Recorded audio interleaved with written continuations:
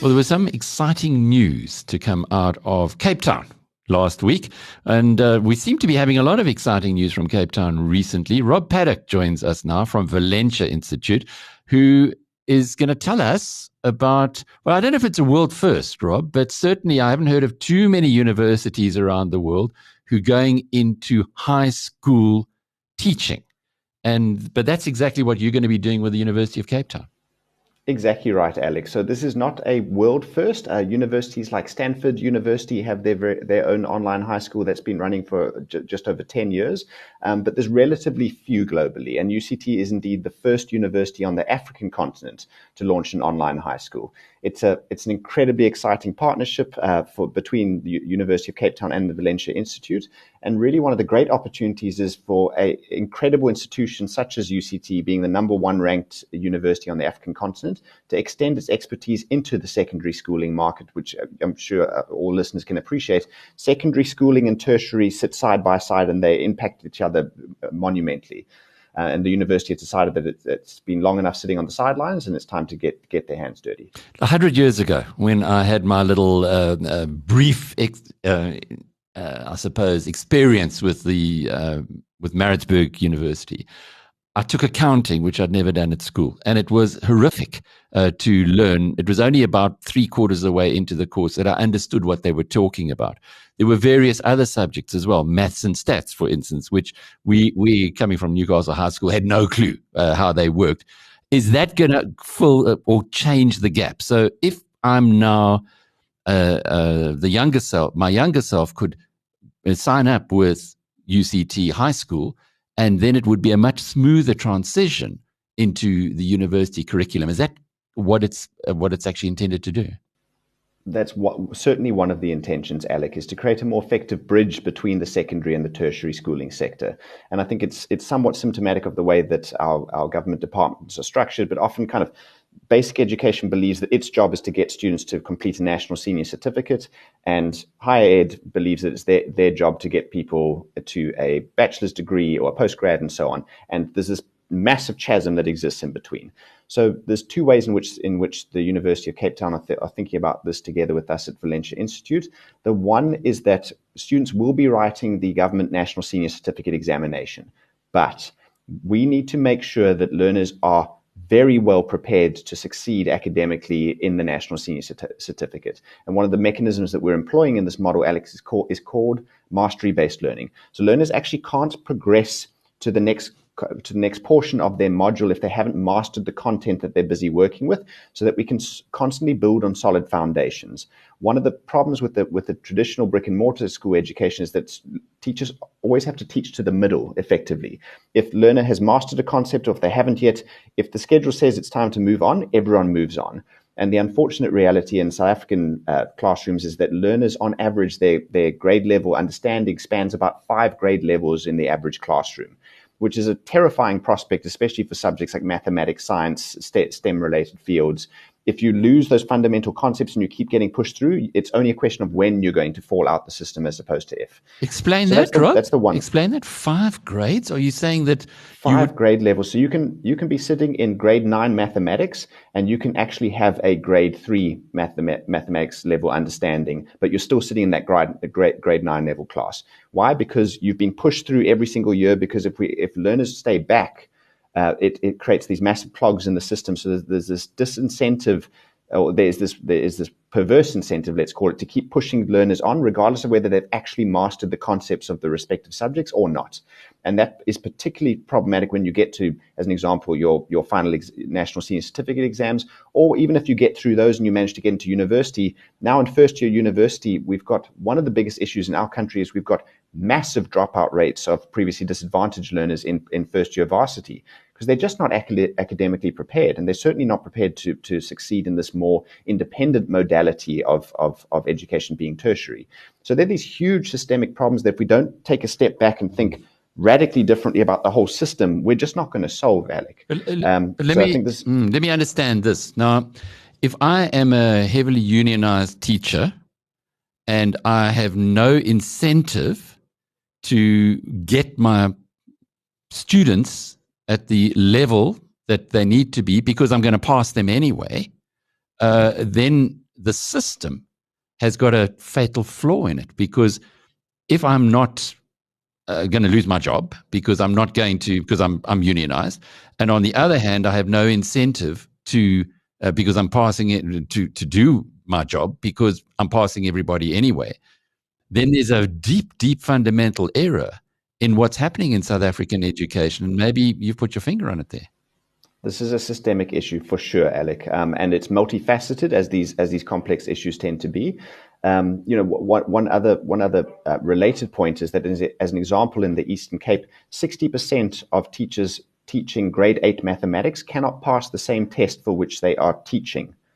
Now, that's a terrifying prospect. So now we've got this double whammy where not only are the teachers not sufficiently skilled in order to teach the subjects, but actually they have no positive incentive to keep progressing, to make sure that students have actually mastered the concepts to achieve a reasonable grade level so that they can progress to the next. That's terrifying when you think about how that extrapolates and amplifies over time, and the issues that it creates for us in the economy more broadly. So this idea of mastery-based or competency-based learning is not a new phenomenon, certainly not at all, but it's not been properly integrated into a school system, partly because the practical realities of a physical classroom make it very difficult to provide a personalized, individuated learning approach to every learner. And as you can imagine, let's say that you're already a strained teacher with 40 kids in your class, the idea that you could actually pinpoint exactly that Sipho is struggling with quadratic equations, but another learner is struggling with something different, and let me go give some personalized attention to each one of those. It's just not feasible, not only to do the diagnostics, but actually then to do the personalized teaching, even if you have the skills. Digital technologies fundamentally and transformationally creates new opportunities to think differently about how we diagnose the gaps in students' learning and how we then provide individual remediation.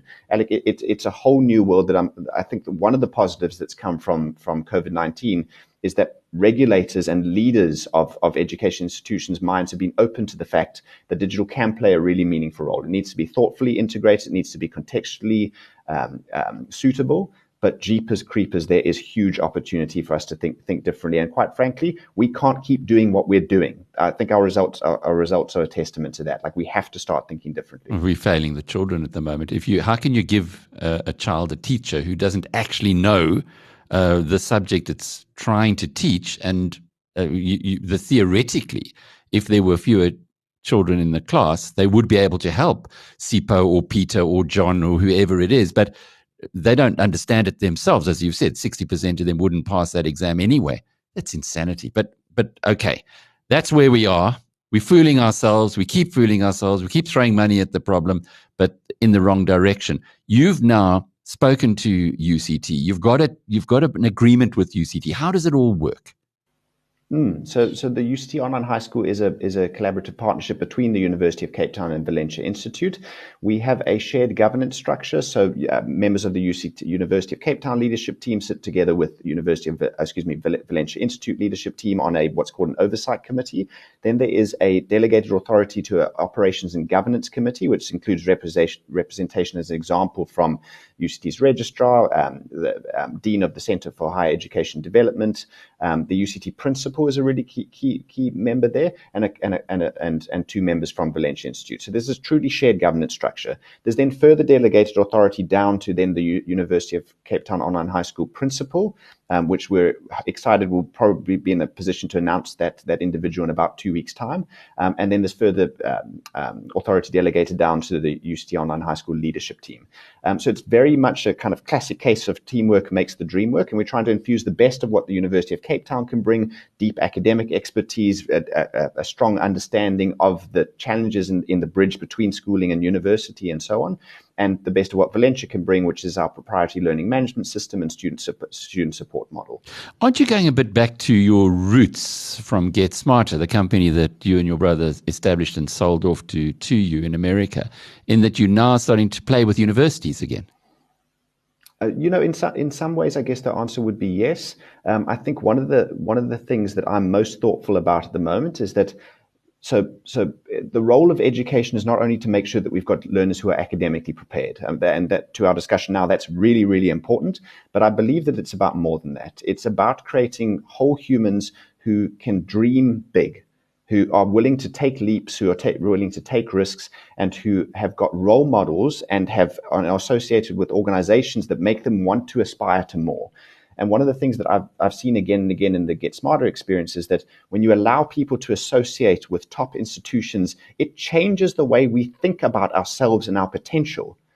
And that, if there's a gift that we need to give to South Africa right now, it's that we can have a learner in Rural Mpumalanga who is formally associated with the University of Cape Town, as part of the University of Cape Town family, has got exposure to Professor Mamokgethi Phakeng in the Fireside Chat series, has got exposure to the incredible academics that exist at UCT, and can see themselves and a new path to what their future could hold.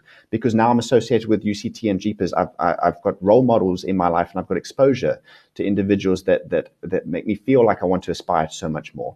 So, Alec, in many ways, I think this is a the role of education, again, is not only to develop the academic expertise, but to shift the mindset and the possibility of what learners can dream of. And I believe that with a university like UCT, JEEPAS, we couldn't give our learners something bigger to aspire towards, and I think that's a great gift. I saw the cost looked very reasonable. It's 2,095 Rand per month. In addition to that, we're actually giving away the entire curriculum entirely for free. So the entire online platform will be available with every subject that's ever developed for the UCT Online High School. Any learner, any teacher around the country and indeed the continent can make use of that entirely for free. And we're very grateful to our partners at Mike and Susan Dell Foundation for assisting us with that work. Is that Dell Computers, that foundation? Indeed. It is a private family foundation, but of Michael and Susan Dell. So how big a subsidy is that? So that's a subsidy to assist us to develop the materials and to make sure that the online platform is available and freely available for the future. I probably wouldn't be able to disclose the amount publicly, but they've been incredibly generous with the support of the project. So it's about $2,000 a month to get to get access, and you can do everything then through UCT High School. But you would presumably need the computer, you'd need connectivity and so on, which is also another investment. Would there be a way of collaborating or going into, if you needed to speak to a tutor like you do with the Valencia Institute with your other... Exactly right, Alec. So the difference between the free and the 2,000 Rand a month is that if you're paying 2,000 Rand a month, you're formally joining the UCT Online High School community. You have extensive support from the country's best teachers, best mentors, technical support officers, career guidance services, a whole range of virtual and social clubs. You're participating in our UCT Fireside Chat series. There's a rich and engaging social environment for you with your peers. So this is a full high school replacement in the digital domain. But and you said the free? What do you get on the free side? I'm sorry. So the free is access to all of the content, the interactive content that's being created, the online learning system, so that any teacher and any learner can make use of that. But probably the best way to describe it is that UCT Online High School is basically the free plus human support and community. All right. So if I'm sitting in the Eastern Cape, I'm in grade 6. I've got a teacher who couldn't pass grade 6 mathematics. All is not lost because I can tap into the UCT High School for free and at least watch some of those lectures or absorb some of the information, which might enable me to pass with with actual proficiency at the end of the year. Indeed, access to high quality learning resources is at least freely available. Learning resources is fairly scantily available in South Africa right now. We want to change that entirely. Unfortunately, if you go to central listings of e-learning resources, it's a complete mismatch of a kind of worksheet over here and a YouTube video over there. What we've got here is a purpose-built online school platform that has got the full range of CAP subjects that are available and that have been developed by expert learning designers, expert teachers, rich and engaging interactive simulations. I think this is one of the things that frustrates me personally, is that we're dealing with a generation that's grown up with interactive media, and then when we take them into digital learning, it's like these static PDF documents that they look at. It's like, well, of course it's not engaging. Like, we need simulations, we need interactivity. This is a generation that is yearning for it and has gotten used to that as a standard. So that's certainly one of the things that the free UCT curriculum hopes to achieve. When does it launch?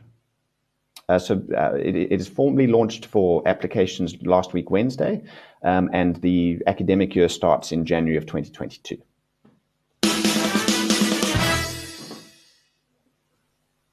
Great stuff, Rob. That was good, man. Gee, very interesting. Fantastic, Alex.